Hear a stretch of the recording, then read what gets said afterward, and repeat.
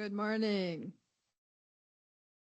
I will call to order the meeting of the North Dakota Ethics Commission on Wednesday, November 19th, 2025. And we are in person today at the State Capitol in the Fort Totten Room, but we are also live via online Teams. So welcome everyone. Thank you for joining us and participating today. And it's nice to be here in person. I'll call for any additions to the agenda.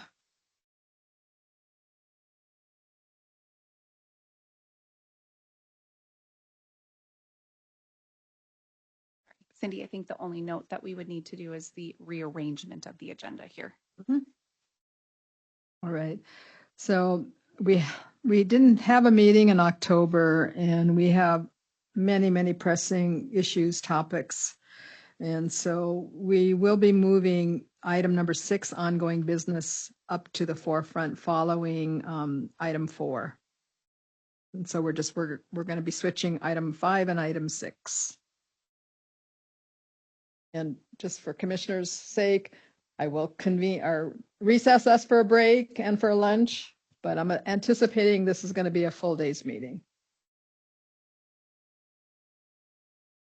And with that, I want to publicly acknowledge and thank Ward Kozer, one of the original commissioners who has stepped off now. And we wish him so much well and happiness as he does really retire. Supposedly, right. But Ward was on the commission since our inception in 2019 and was an exemplary member, including serving as our temporary chair when we lost Mr. Anderson. I would also like to welcome to the Ethics Commission Pam Sharp, our newest addition and her first meeting. We welcome you, Pam, and as a female, I'm very happy there's now another female to the commission.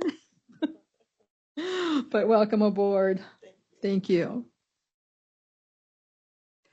All right, moving on to item 6, ongoing business. Oh, I'm sorry. Yes, I forgot the minutes. I'll entertain a motion for the review and approval of 2 sets of minutes, August 27th and September 17th. I move to approve the minutes of the commission's August 27, 2025 regular meeting and the September 17, 2025 regular meeting. Motion and a second. Any discussion? Hearing none, I'll have Addie call the roll, please. Or do we do right voice? Okay. All in favor signify by saying aye. Aye. Aye. The minutes have been approved. Thank you. All right. Sorry, I skipped that. Moving on to ongoing business. First item is the meeting with the governor. Rebecca?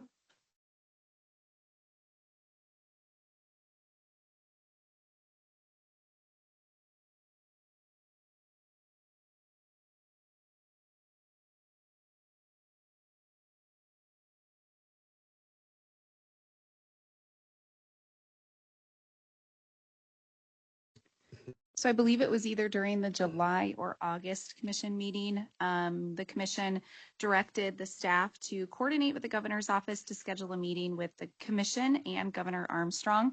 This is something the commission has been looking forward to. However, Chair Lindquist has asked the staff to wait on scheduling this meeting at this time because of the pending appointment process. So we'll continue to monitor that process and then schedule a meeting when appropriate. I had reached out to the governor's office just to let them know that we will look at our schedules. However, that's been a while. So just to update the commission, it hasn't been forgotten about. Thank you. Any comments or questions? Hearing none, we'll move on to item B, travel disclosure rules. And Rebecca or Logan? I think I'm going to hand it over to Logan on this. Sure. So the commission has went through the hearing process for both sets of rules. it's really up to your final decision regarding the rules. Commissioner Sogsveen has prepared a presentation for you regarding both sets of rules and another set of rules he's suggesting the commission adopt. I have a handout that didn't make it into your materials yesterday, but it's just proposed language for motions depending on what the commission decides to do with the rules. So I'll pass that down to you. Sorry about that. Commissioners, just for your information, we have a PowerPoint up right now that Commissioner Sogsveen has put together. I believe you start actually with the complaint rules. Is that correct? Yeah. If we just walk through the PowerPoint. So there is within this PowerPoint, it covers agenda items.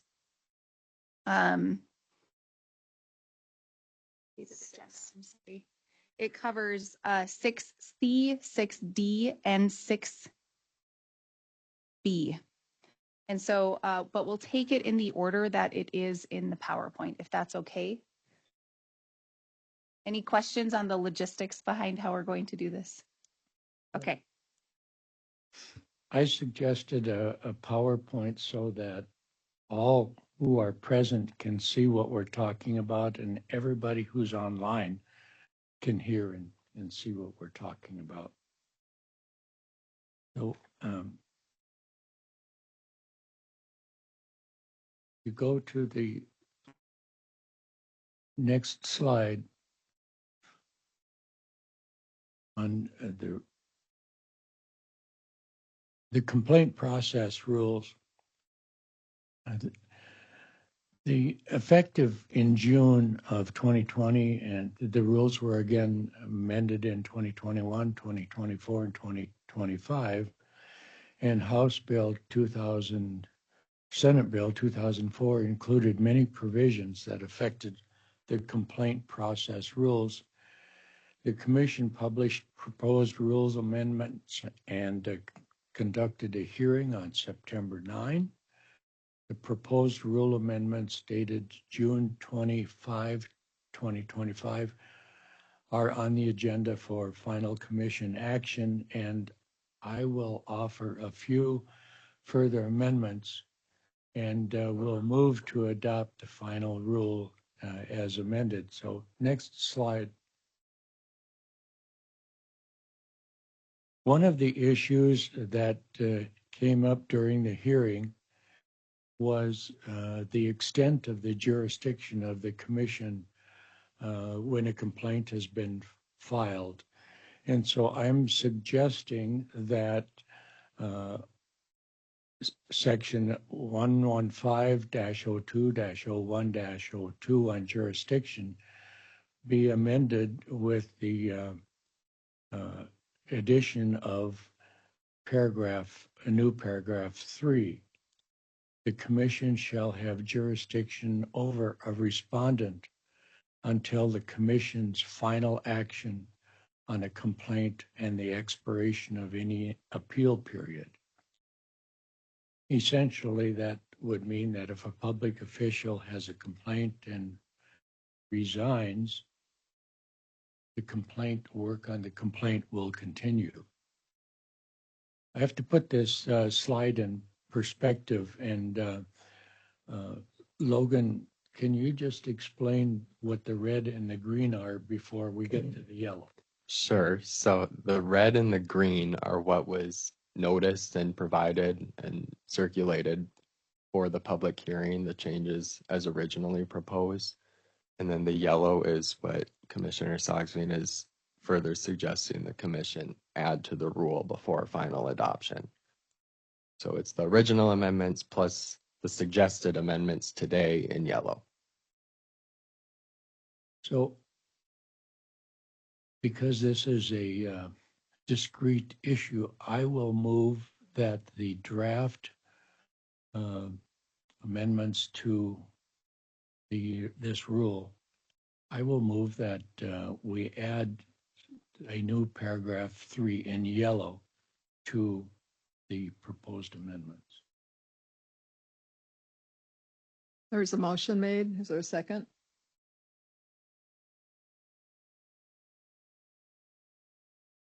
Second by Commissioner Goodman. Any questions or further discussion? I just have a question, just because this is all new to me. So Murray, you're saying that what this just means is if someone files a complaint and then they leave their job, If the respondent leaves their job. if the respondent leaves their job, Yes. okay, So the commission, a complaint is filed and there's a respondent named. So if the respondent, who is a public official, resigns, the commission does not lose jurisdiction over the complaint. and was it, so without this, has it been the case that jurisdiction is lost without this language? Is that the case now? It hasn't been addressed. And so what I'm suggesting that it be in the rules so that it makes it clear. We have had complaints where that has happened. The commission has kept them pending with the understanding that jurisdiction is determined at the time the complaint is filed. So that was kind of your workaround without having it formalized. We just haven't stated it in the rule. Okay. Yes. Thank you.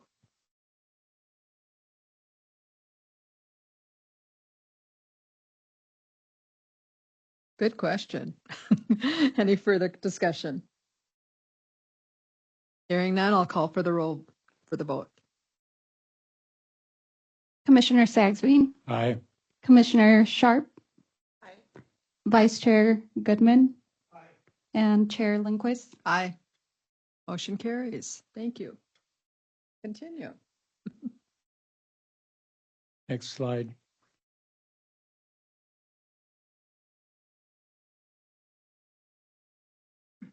The proposed amendments that were circulated have a complaint management time standards, and they were taking primarily from court rules. And I'm suggesting that everything in yellow be deleted. And on the next slide, that the complaint management time standards would say this: a goal of the commission is to avoid unnecessary delay and promote efficient and timely disposition of complaints. So my proposed new language would be, if the commission determines it does not have jurisdiction concerning a complaint, the commission shall dismiss the complaint within 60 calendar days. Next is, the executive director shall report on the status of each complaint that has been pending for more than 180 calendar days at the regular commission meetings in March, June, September, and December, or quarterly. And also, the executive director shall report on the status of each complaint that has been pending for more than 365 days at each regular commission meeting. And so that's my proposed amendment to the draft rule that was circulated to the public.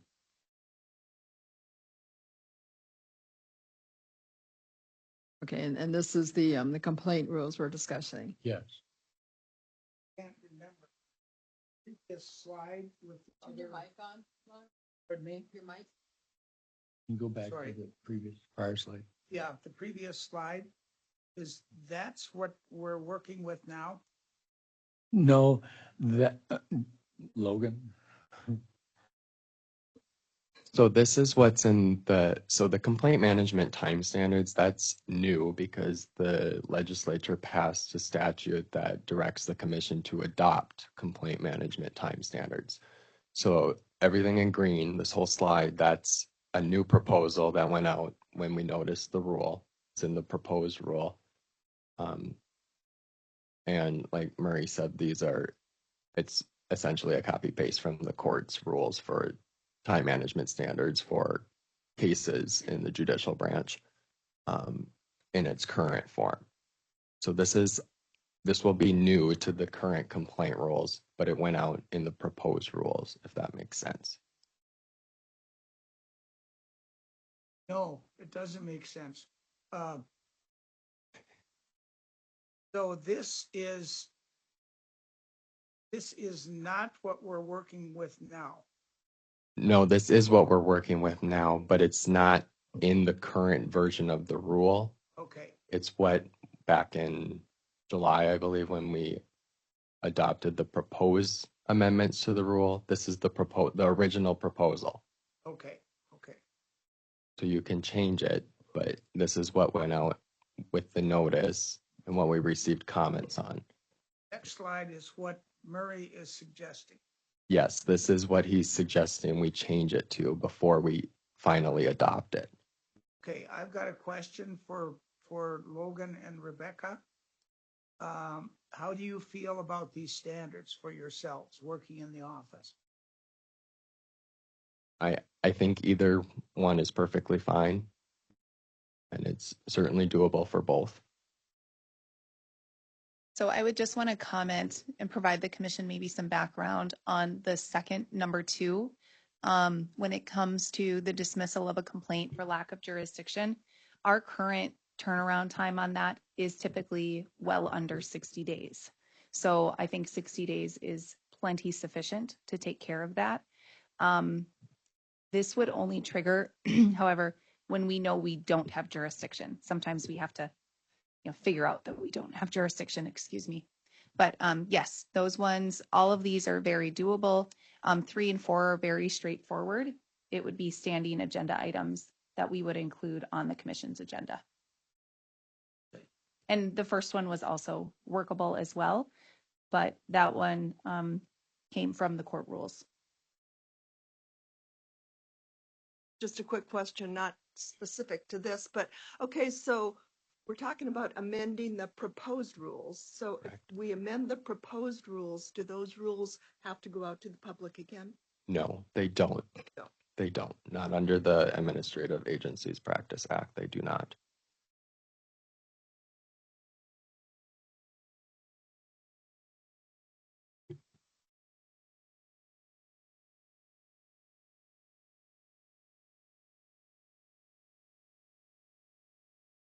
Well, and I seconded and we had the discussion. Okay. Yeah.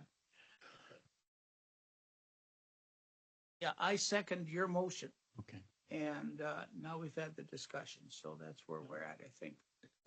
The reason that I made this proposal is that I would like to move along complaints so that if they get to be lingering for more than a half year, it gets on the agenda. If they're lingering for more than a year, they're on the agenda every month so that there's a dialogue between the staff and the commission about moving things along. So. I'm going to just add, it also gives us an opportunity to explain to the commission maybe what are the hurdles and why that complaint hasn't been moving as quickly through the process as we want it to be. Perhaps there's a discovery issue, we're waiting for documents, we're waiting for a response, something that has come up the way it can in typical litigation. So.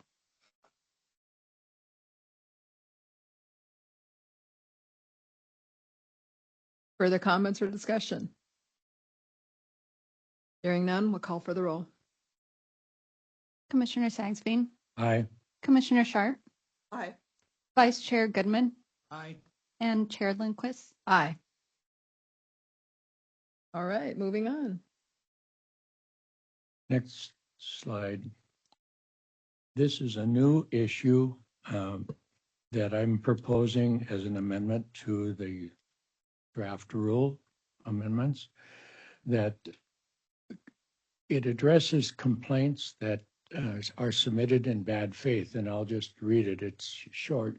If the executive director determines that a complaint may have been filed, a complainant may have filed a complaint to harass or impugn the reputation of the respondent or has otherwise filed a complaint in bad faith, the executive director shall notify the commission. The commission may order the complainant to show cause why the complainant has not violated subsection 2 of section 3 of Article 14 of the Constitution of North Dakota. The complainant may respond in writing or request a hearing before the commission. If after notice to the complainant and a reasonable opportunity for the complainant to respond, the commission determines that the complainant has violated subsection 2 of section 3 of Article 14 of the Constitution of North Dakota, the commission may impose an appropriate sanction on the complainant.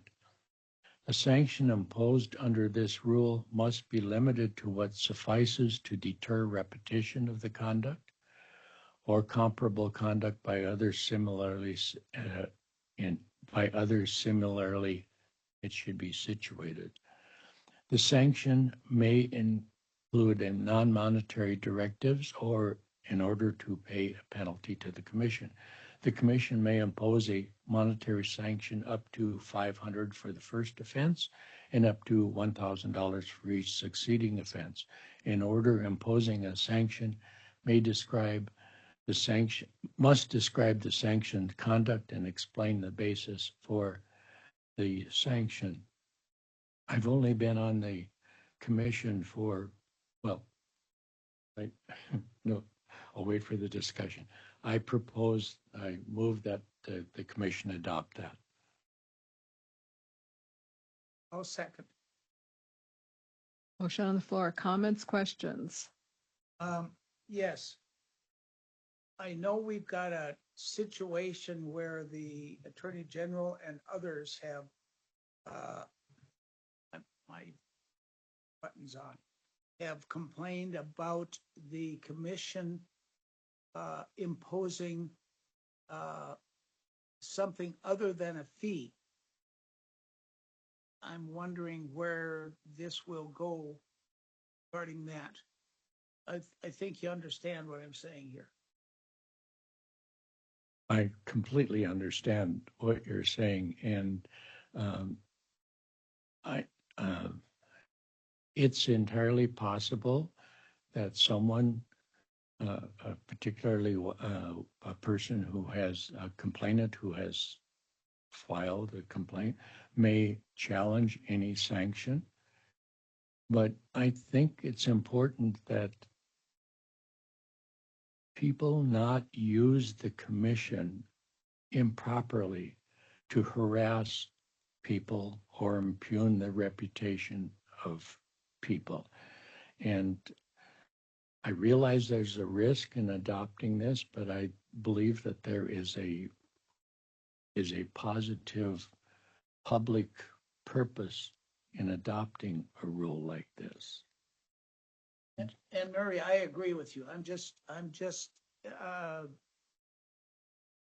concerned about the sanction being interpreted as something other than a fee. Have to take that risk.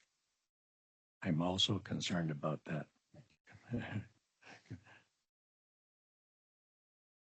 I'm also concerned about that. Just in reading through all the stuff, I see that that is one of the issues between the commission and the Attorney General's office.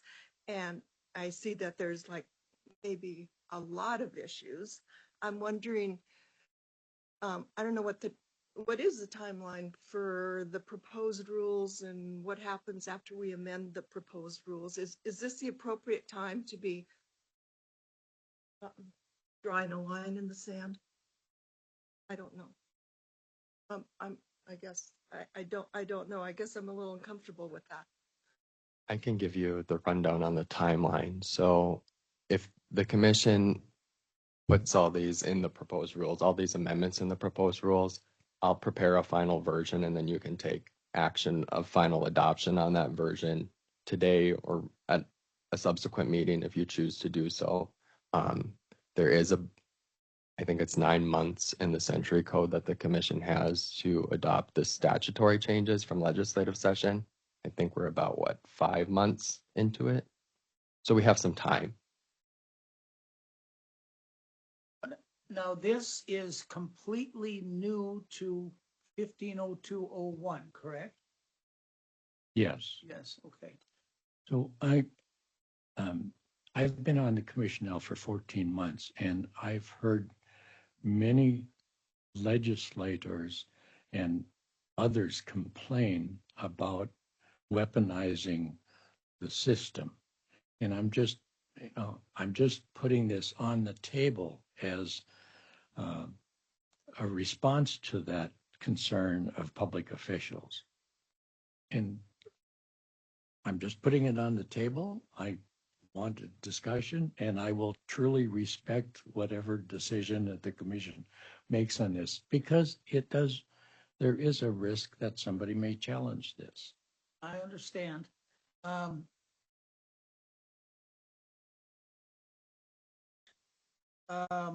going to suggest that we table it and give us some time to let it fester in our brains.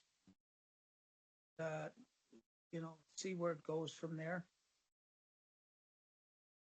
I don't know if I want to put anything. I don't know if I want to comment further than that. I am very concerned that we are handcuffed by just trying to make whatever sanction we have as a fee as opposed to something else. But for now, maybe we have to just think about this, and I'm going to suggest that we table it until such time as we have other. Does that work with the motion? No, Doesn't work. just protocol or whatever, but I want to chime in. My preference is to act on it. And I say this in a good way, that we've been dealing with various things that seem to come back to things. The stuff is so interconnected and interrelated in that. And we had a case. And we saw, and I feel that the public wants us to do something. And maybe this is not the right thing. But I think it's let's have that discourse. Let's have that discussion. Okay. If we don't take a stand for us acting as a body to protect ourselves and the work that we're trying to do in a good way, and I also believe in an ethical way and a legal way. And yes, maybe there's discourse. Logan's just advised us we still have some time. So if we do pass this, and if we get pushed back or whatever, or maybe there's another way to see this, or there's another vehicle. But for the moment, I think it's necessary. And I'm kind of playing devil's advocate here. I have one last question. I know that we are, that the Secretary of State has asked for an Attorney General's opinion on something, but with all of this paperwork, I'm getting mixed up as to what it is. Does that involve what we're talking about? It could. I guess the opinion that was requested is quite broad from the Secretary of State, and it does invoke the commission's rulemaking authority. A lot of it's based on an advisory opinion, but it does invoke the rulemaking authority in the Constitution. So I wouldn't be surprised if the opinion that's released opines on the commission's ability to do this and issue sanctions, fines, fees, whatever we want to call them. I wouldn't be surprised if that's included. All right. Well, we'll eventually get that at some point. So I'm not going to oppose this. Just, can I just add just a logistical, so the current motion that is on the floor right now is just to amend the proposed rules, not to adopt the final version. So there is still time for discussion and potential discourse that needs to happen, but this is just to amend the proposed rule. I understand. That is the motion. And also, we are going to have a lengthy discussion about our response to the AG materials and that too. So, and I think some of this, it does tie in. It does tie in. Any other comments, commissioners? Questions? Hearing none, I will call for the vote. Commissioner Sagsby, Aye. Commissioner Sharp, Aye. Vice Chair Goodman, Aye. and Chair Lindquist. Aye. Next slide. Can I just, Those are yours. I fixed that typo, Okay. so I assume that was included with the motion since it was in the discussion. So when we prepared your meeting materials, you got additional materials from me on Monday related to the rules. We did receive comments. Those included Commissioner Sogsveen's comments. We received a written comment from the Attorney General's office and then another comment from North Dakota Native Vote. And I took those and I provided you a memo where I annotated them with my legal analysis related to the issues raised. And this part of the PowerPoint walks through some of the suggestions that the Attorney General's office raised, the ones that I believe warranted amending the proposed complaint rules. So I was just going to walk through those and provide you an overview of them at this time. Next slide, please. So they raised an issue about a term and a definition being interposed. The commission has now defined ethical violation in the complaint rules, and there was one spot where the definition was still used where we could shorten it to the term an ethical violation. So you see that change there in yellow, just to make it more succinct and in line with the now defined ethical violation. It's the same words that are in the definition, but we're just shortening it to the term in line with drafting protocols.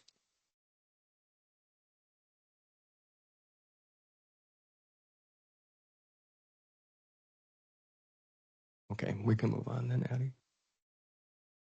The next thing is intake of complaints. The Attorney General's office believes that the proposed rule is inconsistent because it says no specific format is required for complaints, but then we direct that the commission may direct a complainant to refile using the commission's designated form. The reason we included that is because a lot of the time, if they don't use the form, we'll get an incomplete or illegible complaint. And sometimes we just need the complainant to redo it so we can read it, so we can process it better. If they don't, we still use the original complaint that they filed, but this just formalized that practice. So we suggested a substitute wording to make sure that the intent is clear, that it's really to get the necessary information for the commission to process the complaint. We may direct them to use the form so we can read it. Any questions on this one?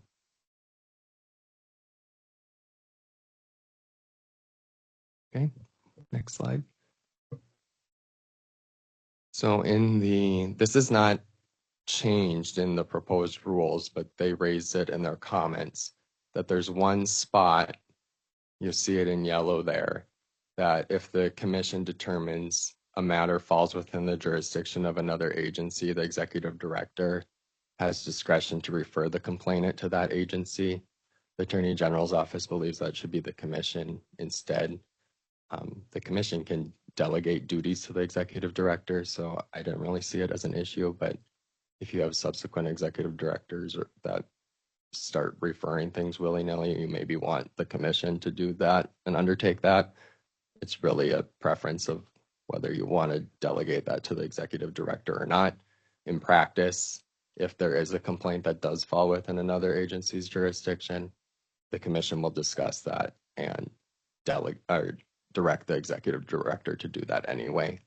So it really just formalizes a practice that we already abide by making this change. I'm looking at the copy I have. Sorry. I'm looking at the paper copy I have, and I see that 7 has that language, but then C is completely lined out. I'm confused on that.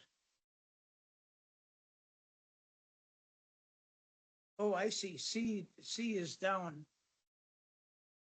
below. Yeah, I'm sorry. I understand. I see it now. Just looked at it last night too, so I just want to double check, Ron. Oh, I see it now. Yes, it's new subsection C. It used to be subsection D. Yep.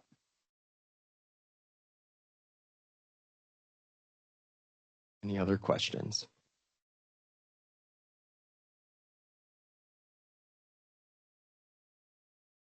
Okay, next slide.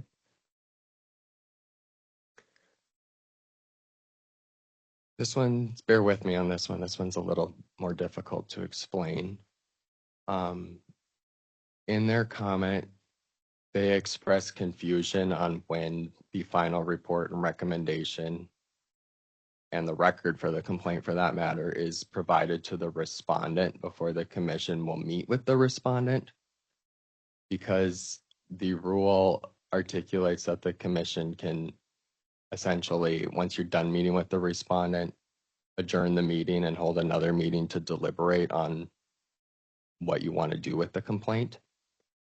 So this is to clarify that the final report and recommendation is provided to the respondent 10 days prior to the meeting where you will meet with them and conduct that hearing on the complaint in executive session. It's not where you will, it may be the same meeting, but it provides you the flexibility to adjourn that meeting and hold another meeting just so you can have the discussion amongst yourselves as commissioners. So the current version, the proposed version, it's a little unclear whether the meeting, the final report and recommendation, you see it crossed out, that will be considered. Well, what does will be considered by? So we're clarifying that it's the meeting where you have the hearing on the complaint in executive session. And that language is then reflected throughout. We also deleted executive directors. This wasn't in their suggestion, but executive directors is removed because it's the final report and recommendation. It doesn't need that qualifier in front of it. It is the final report and recommendation. That makes sense.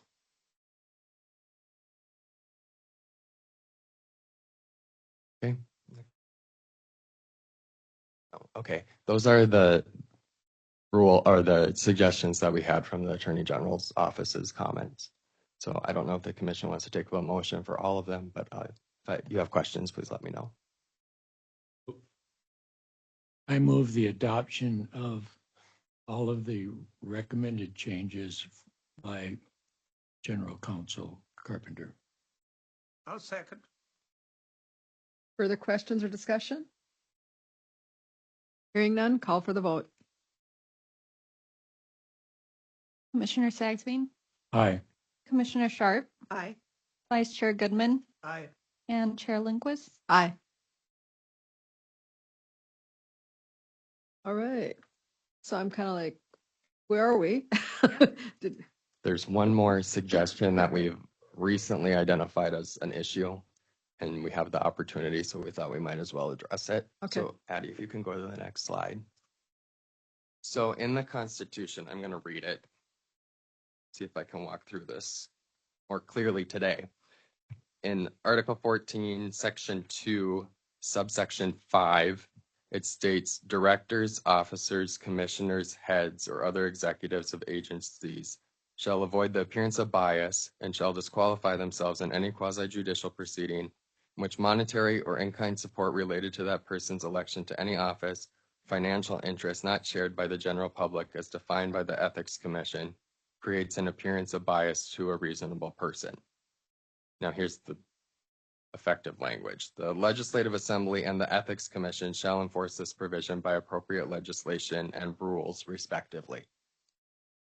So if you look at the current complaint rules and the Century Code, it does not take this into consideration for a complaint because it says a lobbyist, public official, candidate for public office, political committee, or contributor. It doesn't include that director, officer, commissioner, head, or other executive of an agency for the commission's quasi-judicial jurisdiction, which is distinct from its general jurisdiction over lobbyists, public officials, candidates for public office, etc. So the example is that there may be an instance where you have a executive branch employee who is not a public official because they are not elected or appointed, but they may qualify and fall under the commission's jurisdiction for quasi-judicial proceedings because they are a director, officer, commissioner, head, or other executive of an agency. It's I think you should define, especially for Pam, what a quasi-judicial sure. proceeding is. Yeah, so I use the term baby court. That's not the official definition of it, but it's like a complaint proceeding before the commission or a licensing proceeding before an executive branch agency, hearings before the PSC, those types of things where it resembles a court proceeding, but it's not in front of the judicial branch. So in those instances, the commission has jurisdiction related to bias in those proceedings that is separately defined from its general jurisdiction over transparency, corruption, elections, and lobbying. So it's a specific instance in the Constitution that didn't make it into the complaint process or the complaint rules with that language. Can I just add, there is a separate set of rules that addresses quasi-judicial proceedings and how we handle or manage potential bias or an appearance of bias in those proceedings.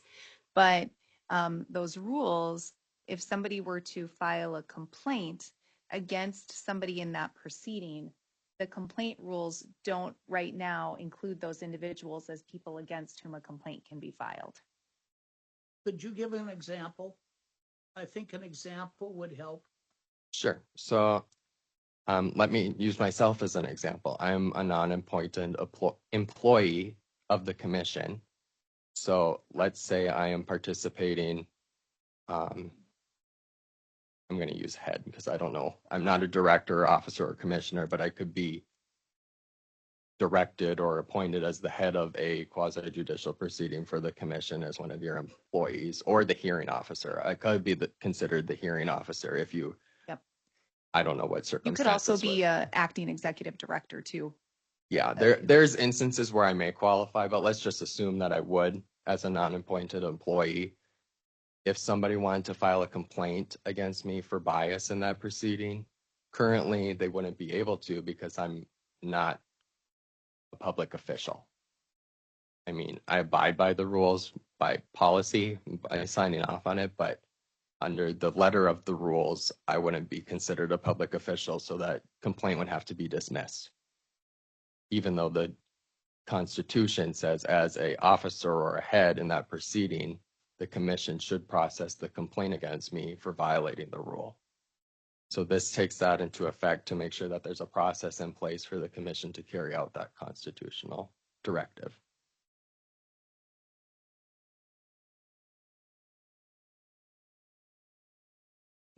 All right, so we need a motion to adopt this.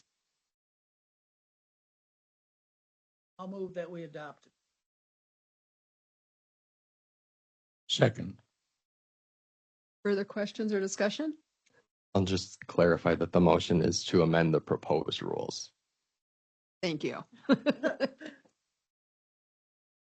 Hearing no more questions or comments, call for the vote. Roll, Addie. Commissioner Sagsveen, Aye. Commissioner Sharp, Aye. Vice Chair Goodman, Aye. and Chair Lindquist. Aye. Right. So, for the commission's awareness, I have a draft prepared with the amendments you have. So when we take a break, I can print that and you can see the changes in context that you made today. Would we act? You can act if you want to. If you choose to take up the rule for final adoption, you can do that. Okay. But I just wanted to let you know that I have a draft prepared so you can see it before if you make that decision. If we take a break and I print them, we don't have to do it now, just Okay. for your knowledge. Great, thank you.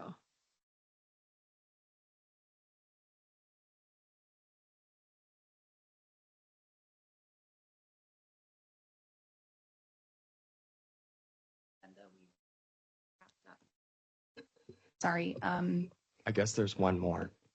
Oh, Sorry. So in line with the change that you just made, continuing on quasi judicial issues, we suggested another amendment to the jurisdiction rule to include that the commission does have that authority from the Constitution. It's not Essentially, it's cleaning up the language or making it consistent. making it consistent with the Constitution and then the definitions you just amended. Okay, so this needs to be adopted as an amendment? That's my suggestion, yes. Okay.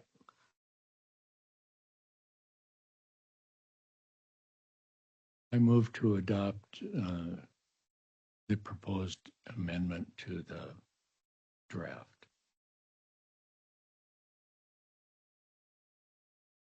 Further questions or discussion? Hearing none, call the roll.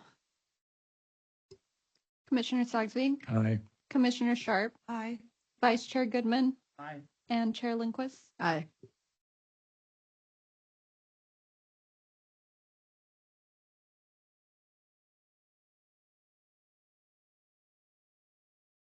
Members of the commission, I've been working with corporate nonprofit organizations and other organizations since about 1985. And when I was appointed to the commission, I noticed a sparsity of rules or bylaws in effect concerning the commission's organization. So if you go to the next slide, these are the only provisions in the Constitution concerning the Ethics Commission. This is in Section 3, subsection 1. The North Dakota Ethics Commission is hereby established. In subsection 2, it says the Ethics Commission may adopt ethics rules, may investigate alleged violations, and shall maintain a confidential whistleblower hotline. And in subsection 3, the Ethics Commission shall consist of 5 members appointed for 4-year terms by consensus agreement of the governor, majority leader of the Senate, and minority leader of the Senate.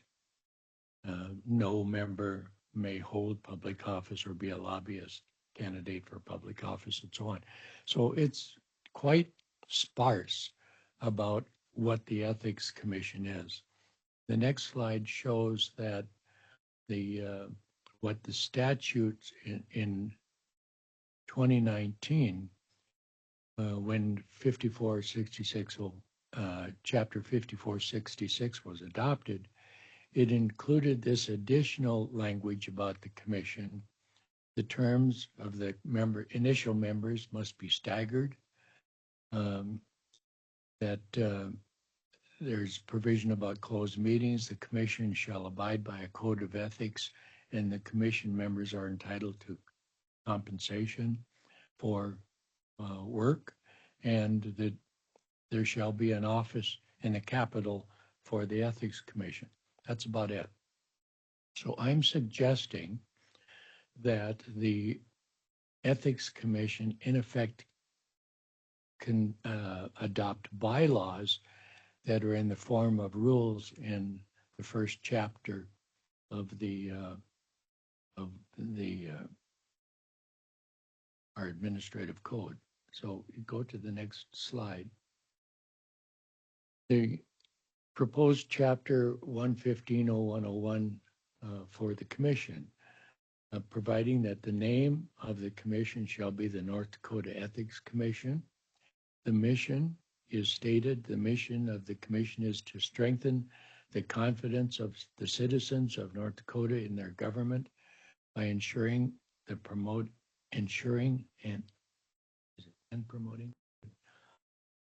I must have had fat fingers on that particular one, but that's the mission that was previously adopted by the Ethics Commission. Appointment and term of commissioners. The Ethics Commission shall consist of 5 members appointed for 4-year terms by consensus agreement of the governor, majority leader of the Senate, and minority leader of the Senate. The term shall begin September 1 and shall end August 31, 4 years later, or when a successor has been appointed. That's to clarify the issue that's concerning my term. Restricted activities. No member of the Ethics Commission may hold other public office or be a lobbyist, candidate for public office, or political party official. That's from the Constitution. Next slide. Meetings. The commission shall normally meet monthly. The chair may call a special meeting at any time and shall call a special meeting at the request of 2 commissioners. The chair shall provide at least 72 hours notice prior to any monthly commission meeting. However, the chair may call a special meeting without prior notice. The commissioner may waive notice of a meeting. The commissioner's attendance at a meeting shall constitute waiver of notice for the meeting, except when a commissioner attends the meeting for the express purpose of objecting to the transaction of any business because the meeting has not been lawfully called or convened. That's standard language for corporations. Quorum. Unless a commission rule provides otherwise, 3 commission members shall constitute a quorum for the transaction of business at any commission meeting. If less than 3 commissioners are present at a meeting, those present may adjourn the meeting. And the statute is from the North Dakota Nonprofit Corporation Act.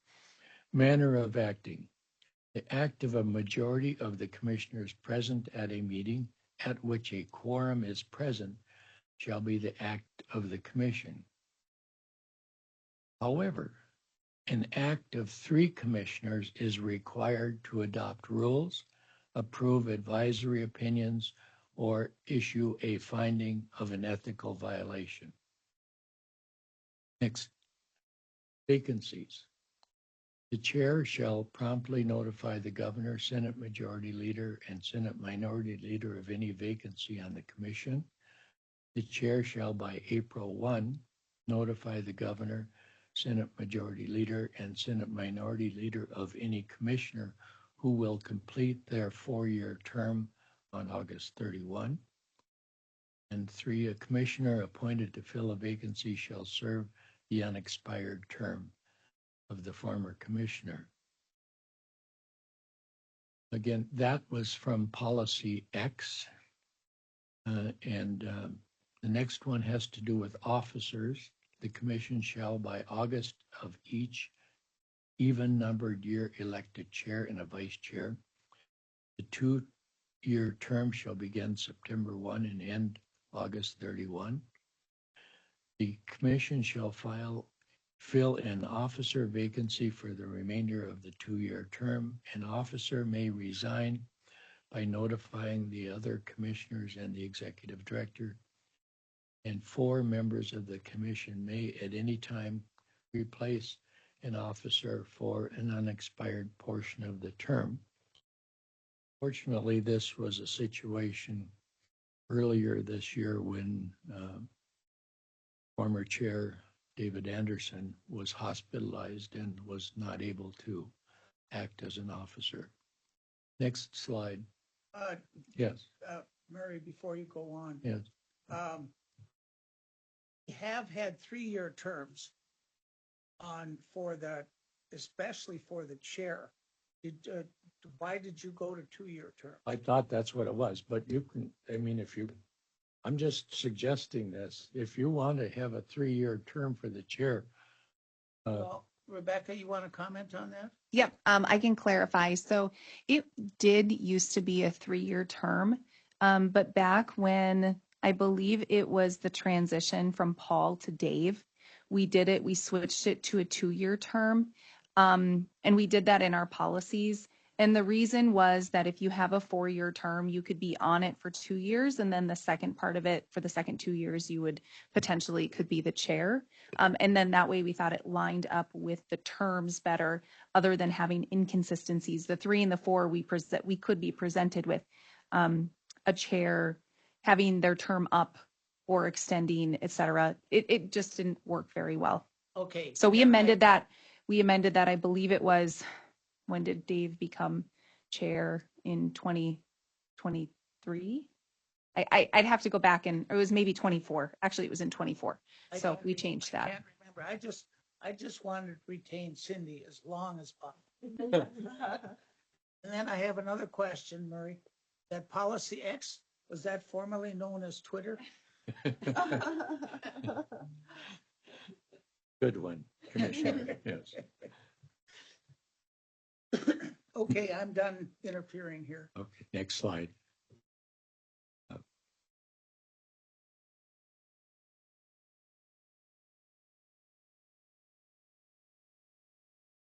The chair, in number 10, the chair shall preside at all commission meetings, prepare in coordination with the executive director of the agenda, submit agenda and supporting documents to the commission at least 72 hours prior to each commission meeting, and preside over hearings held by the commission unless the chair designates another commissioner or hearing officer to preside. Currently, that's in the internal policies and procedures. And for the vice chair shall perform the duties of chair if requested by the chair or if the chair is unavailable or unable to serve. The chair vacates the position, the vice chair shall assume the responsibilities of chair. If the vice chair declines to assume the responsibilities of chair, the vice chair shall promptly call a special meeting of the commission to elect a chair for the remainder of the 2-year term. That again is in the internal policies and procedures. And the final, the next slide, commissioner substitution. There are times when there are conflicts of interest. So when a majority of the commissioners recuse from a complaint matter, the executive director or the attorney acting in the executive director's stead shall facilitate requesting the director of the Office of Administrative Hearings assign an administrative law judge pursuant to section 545703 sub 6 of the North Dakota Century Code. The administrative law judge shall preside in the complaint matter in the place of the recused commission or commissioners, or for the commission when a quorum cannot be met with the addition of an administrative law judge. Again, from the internal policies and procedures, just looking ahead, what do we do if multiple commissioners are conflicted out in a particular situation?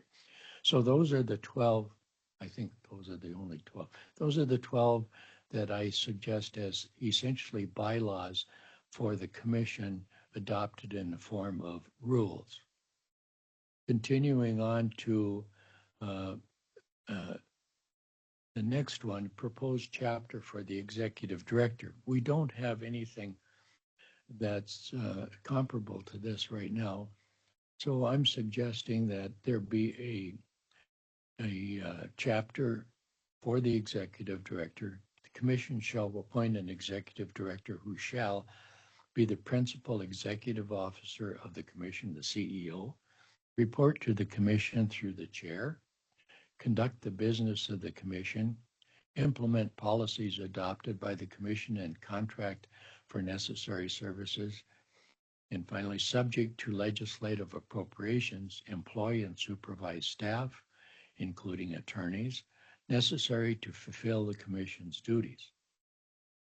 In O2, evaluation, the chair shall evaluate the executive director's performance for the prior year and shall submit a recommendation to the commission prior to the January meeting. The commission shall normally act on the chair's recommendation at the January meeting. Conflict of interest. If the executive director has a conflict of interest, commissioners without a potential conflict of interest shall be the neutral reviewers. If a staff member has a conflict of interest, the executive director, in consultation with the chair, shall be the neutral reviewer. Next, relationship with citizens and media. The commission shall openly and honestly, and now I'll take the brackets down, communicate, shall honestly communicate with non-confidential issues with citizens and media. The executive director or the executive director's representative shall speak on behalf of the commission unless the chair chooses to be a spokesperson on an issue. All media inquiries shall be directed to the executive director unless the chair chooses to be the spokesperson on an issue, and all media releases or other promotional materials shall be approved by the executive director or the executive director's designee prior to publication unless the chair chooses to handle a specific issue. And those are the rules that I propose for executive director. Next, I'm proposing a rule, executive director substitution. When the executive director has a potential conflict of interest in a complaint matter, the executive director must disclose the potential conflict of interest pursuant to the process outlined in Chapter 115.0501 of the Code. Prior to filing the Commission's approved form, the executive director shall facilitate finding an attorney to act in the executive director's stead for the complaint matter. The attorney must be the Commission's general counsel or an independent and unconflicted attorney when the Commission's general counsel has a disqualifying conflict of interest in the complaint matter. Once the executive director secures the services of an attorney to act in the executive director's stead, the executive director shall recuse from the complaint matter and file the Commission's approved form. I think that's the last one on executive director. Oh, that's right, we added advisory. So in 2021, the legislature adopted a statute that authorizes the commission to issue advisory opinions, and that bill passed the legislature with only 2 dissenting votes in the entire legislature. So that became effective in 2021. And this is a process for requests for an advisory opinion. The executive director should be in consultation, right? In consultation with the chair, may determine whether the commission will issue an advisory opinion requested pursuant to 546604.2 of the code, and determine whether the names of persons in the advisory opinion and request for an advisory opinion are open or closed records. Within 14 days after receiving a request, the executive director shall notify the requester whether the commission will issue an advisory opinion and whether the names of persons in the opinion and the request are open or closed records. A requester may appeal a decision by the executive director to not issue an advisory opinion to the commission. If the requester appeals the executive director's decision, the commission will address the matter at the next regularly scheduled meeting. So those are 6 proposed rules concerning the executive director. Next.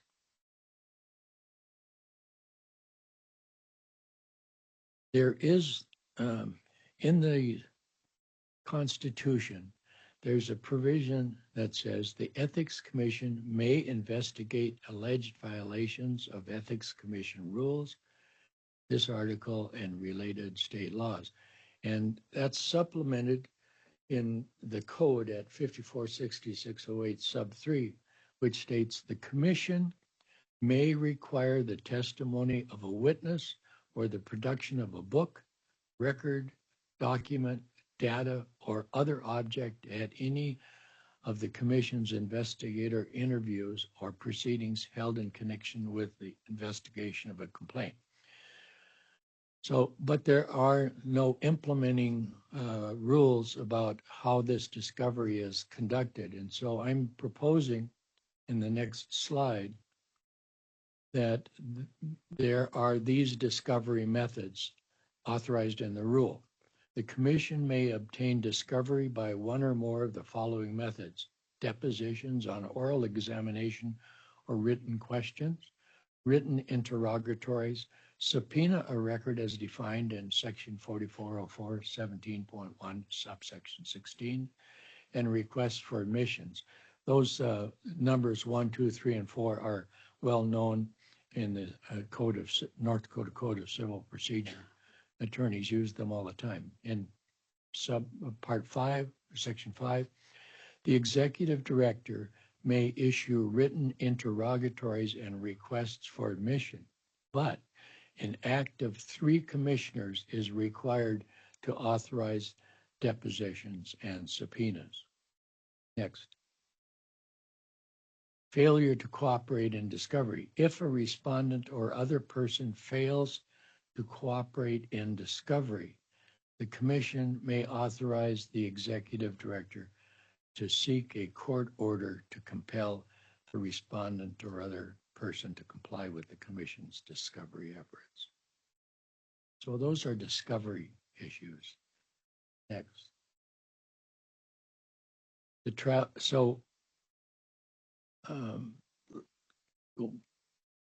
What I'm suggesting is that, or proposing, is that the commission adopt the rules that I just discussed as almost in the form of bylaws to govern the internal operations of the commission and formalize policies and other procedures into rules. And so we could, in my proposal, we could adopt them today or propose that they be considered at the December meeting. But for the purposes of discussion, I am going to move that we adopt the what I call bylaws into rules and begin the rule-making process with them. A motion has been made I'll second. with a second. Questions and further discussion? I have a question. So it goes back to maybe your first slide, and it was the one that you commented on saying this is, relative to your position where the Constitution says it's a 4-year term. And I know the internal policy says until it's replaced. I'm just wondering if there will be a perception that we're trying to fix things retroactively. So maybe Yeah. Rebecca can answer that. Yeah. Regarding what I would call a holdover, that a commissioner serves until their position is filled. That has been a longstanding policy of the commission. So it early on, long before my time, it was included in the Code of Ethics that ensured that commissioners knew that they were subject to that. That basically how it was worded by our former chair, Paul Richards, said, you're on until you're off. And then earlier this year, we moved that from our Code of Ethics into a policy because it made more sense in a policy versus having it in the Code of Ethics. And I did see it in And the so- policy, yeah. Yep. And so that's been a policy or a premise of the commission, I think since its inception. And so it's not meant to be retroactive or to address the concern that has been raised by at least one person in the media. That's been the policy for, I mean, since I started and long before I was there. I think my proposal is it would be better in a rule In a- rather than a policy. Than a policy, right, because a policy does seem like it's an internal thing, yeah. Yeah. And I can see that if commissioners just went off on that date and they hadn't been replaced, you could end up in a situation where there wasn't even a quorum anymore. Would make the commission inactive. Pam, that's correct. Commissioner Sharp, yes, that's correct. That's effectively what could happen.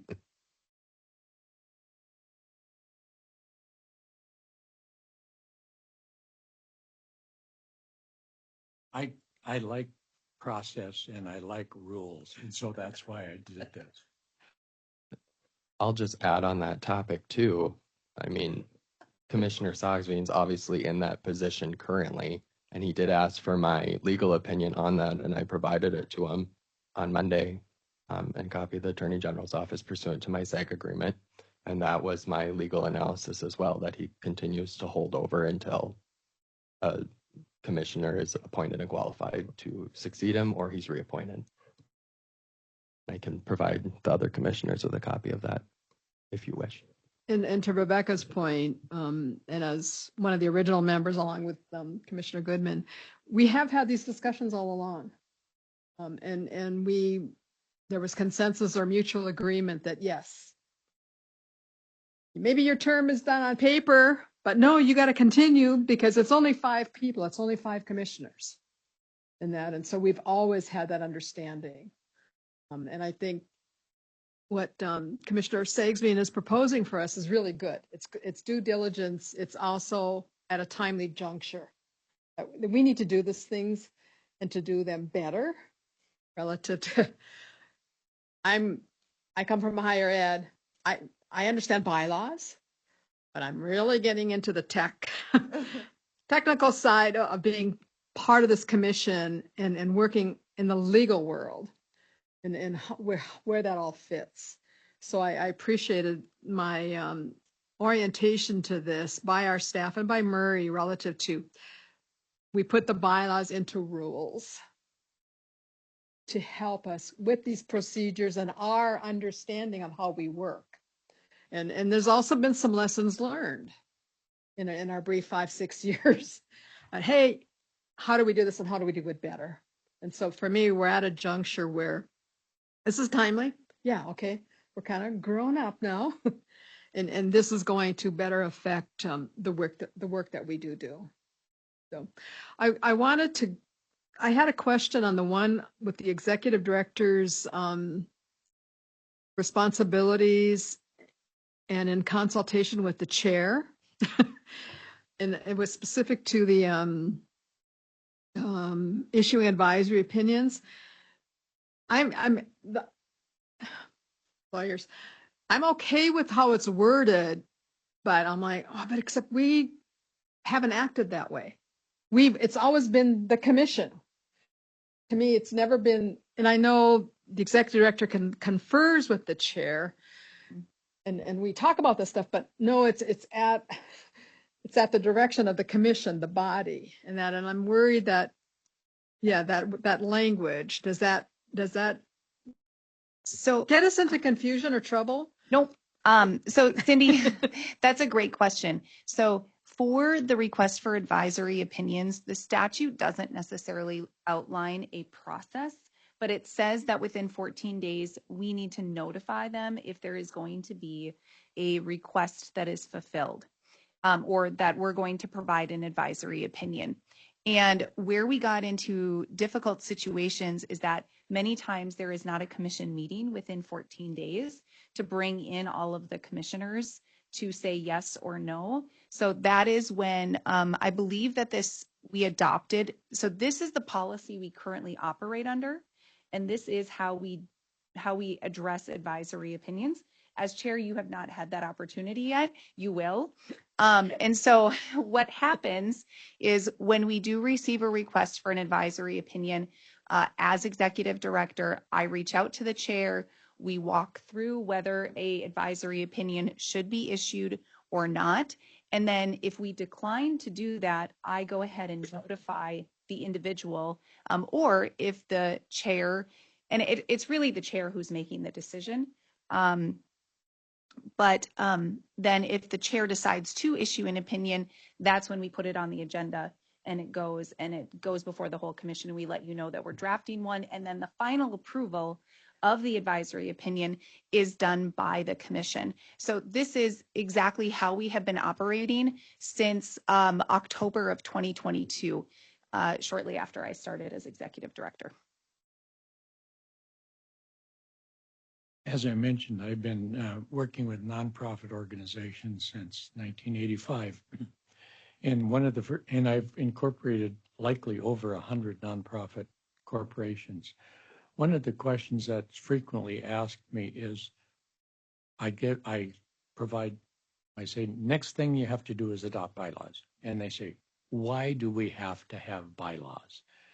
And my response often is, you don't need them until you need them. Until there's an issue that comes up internally. So I just think that it's a good practice for an organization to have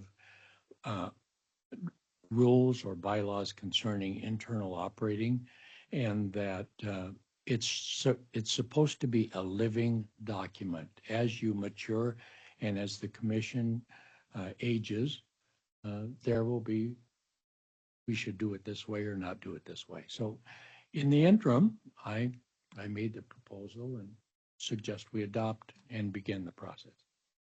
So just a clarifying point, when Murray says adopt, that doesn't mean we're going to adopt today. It's really that we're putting it out for public comment to move the adoption process forward, because there is that the notice and comment period that of course we want to make sure we do. So when you say adopt, I just want to make sure Murray's not proposing we just adopt it today without notice and comment, not at all.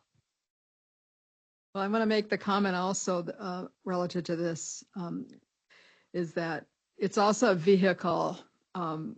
It's in writing, it's there, people can find it. So not just a complainant or a respondent, but the public, other interested parties have, oh, this is how they work this. You know, and again, to Murray's point, these things are always or can be gray. And then it's probably going to come back to us in a month or two or whatever. Oh, we didn't see this, or we didn't realize this point or whatever, and making modifications, and that is always doable. Any other questions or comments? There's a motion on the floor. I'll call Addie for the roll. Commissioner Sagsveen, Aye. Commissioner Sharp, Aye. Vice Chair Goodman, Aye. and Chair Lindquist. Aye. Chair, we're at a kind of a break period. Can we have a break period? Great minds think alike. We will adjourn. 10 minutes. We'll adjourn for 15 minutes. I have 10:24. We'll reconvene at, what is that, 10:50? Oh, 10:40. We don't need half an hour because we will be taking a lunch break too. 15-minute recess.